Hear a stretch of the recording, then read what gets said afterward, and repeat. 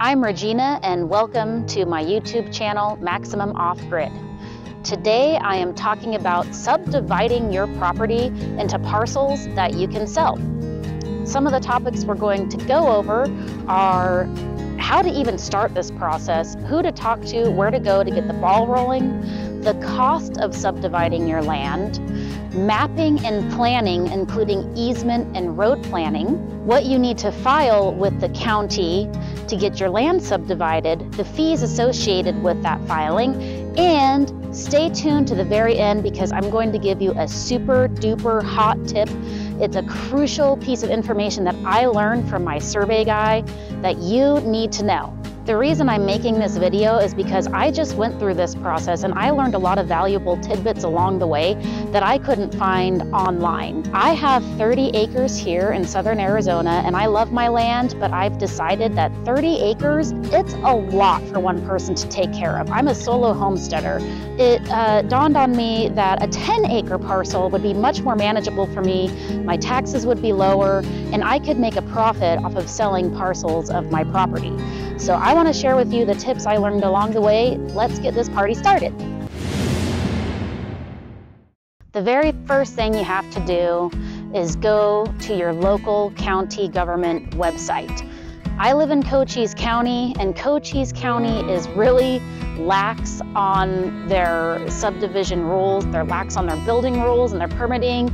There's even an off-grid building permit available in this county. That's one of the big reasons why I bought property here. Simply type into your web browser, minor land subdivision, and the county's name that you live in or that you have property in. Now, if your property is also in city limits, you have a whole other element to deal with. That was another reason why I bought my property, because I didn't want to deal with city and county ordinances.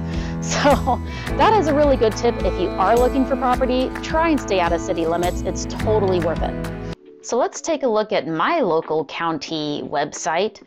It is Cochise County in Arizona. This is the Planning and Zoning Division, and then the Minor Land Division page. So it gives you a little bit of, it gives you all the information here, which isn't that much. So the purpose of the Minor Land Division is you can divide your land into 5 or fewer lots, and they have to be 10 acres or smaller in size. The application process is pretty easy. You just have to fill out the application. You have to have a property survey showing the dimensions of all proposed lots, the current zoning, and the roads. You do need a statement from your registered land surveyor stating that each lot has physical access traversable by a 2-wheel drive passenger motor vehicle. So as long as your surveyor is cool, they'll look at a little goat trail and call it a road, because technically, what is a road? As long as the vehicle can get down it, it's fine. So very straightforward, easy website, at least for this county. Hopefully it will be the same for you. Let's take a moment and talk about the cost to get your property surveyed. There's not a whole lot of options here in Cochise County for surveyors, and you're probably going to run into the same situation. So I sent an email out to all of them explaining my property in detail. I sent them a map.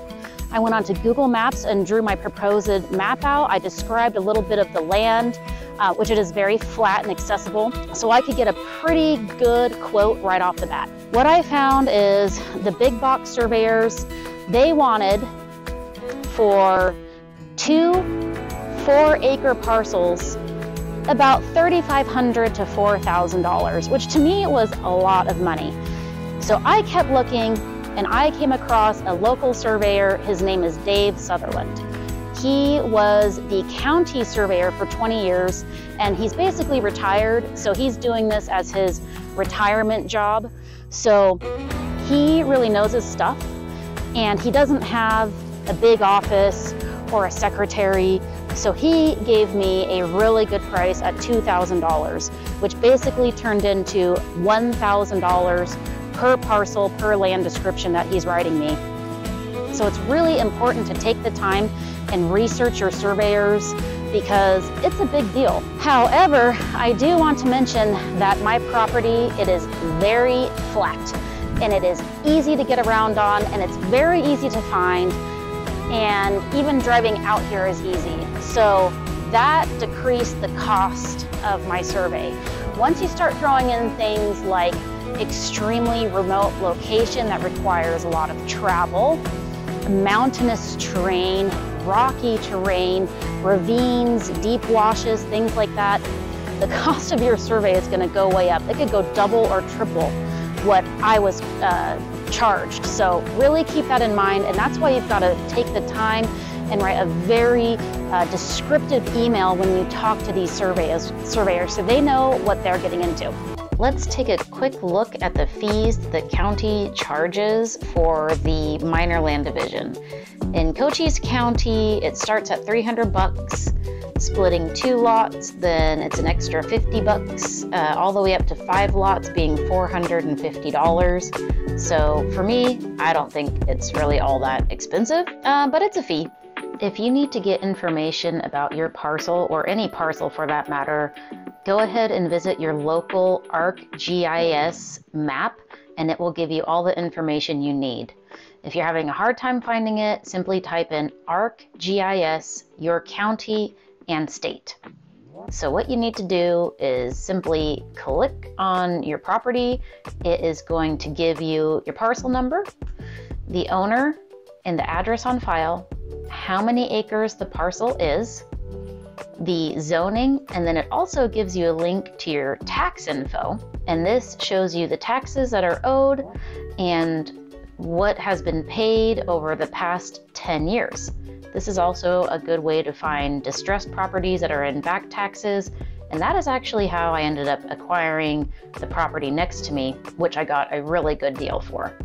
If you are looking for a mobile app that shows property lines, I highly suggest the application called ONX Hunt. It will give you land descriptions, boundaries. It shows you BLM land, state land, private land, public land, and you can also draw on the map, create waypoints, highlight area shapes, and it works offline.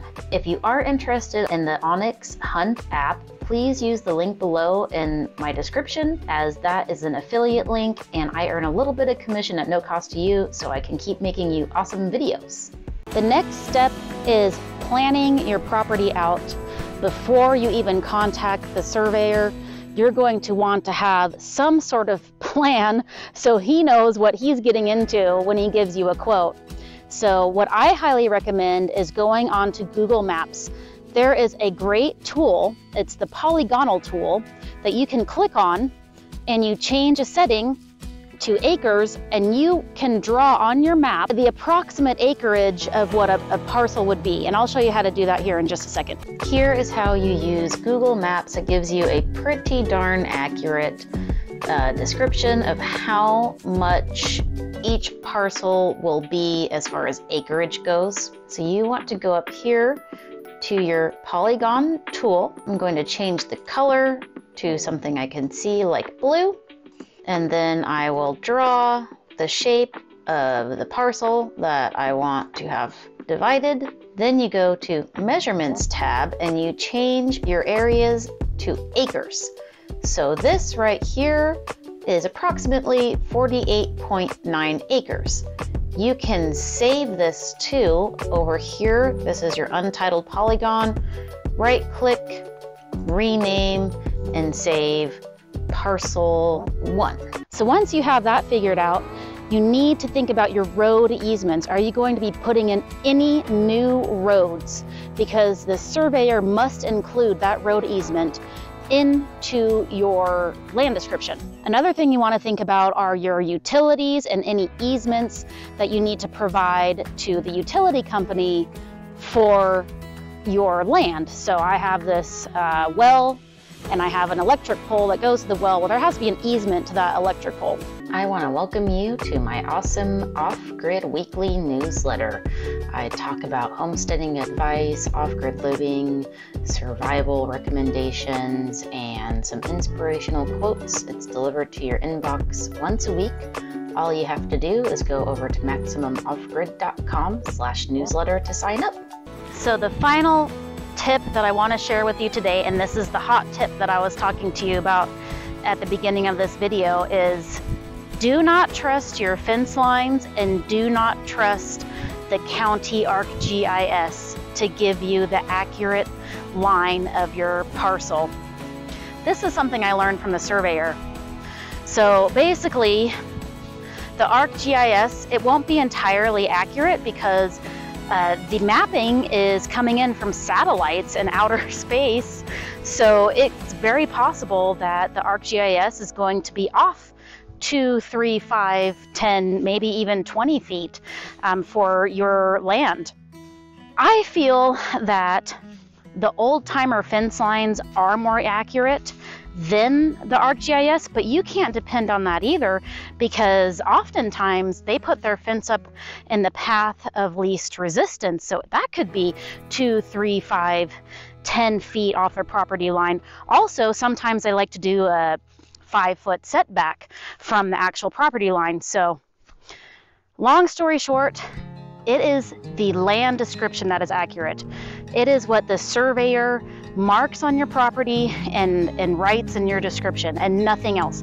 That is the bottom line. That is the final say.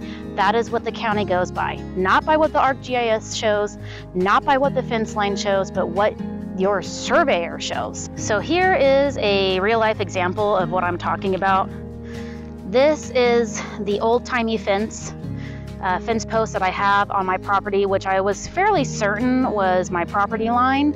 But then I go over here and I see that the surveyor found my marker, and that is right here, which is actually about 10 feet from the old-timey fence and in my favor.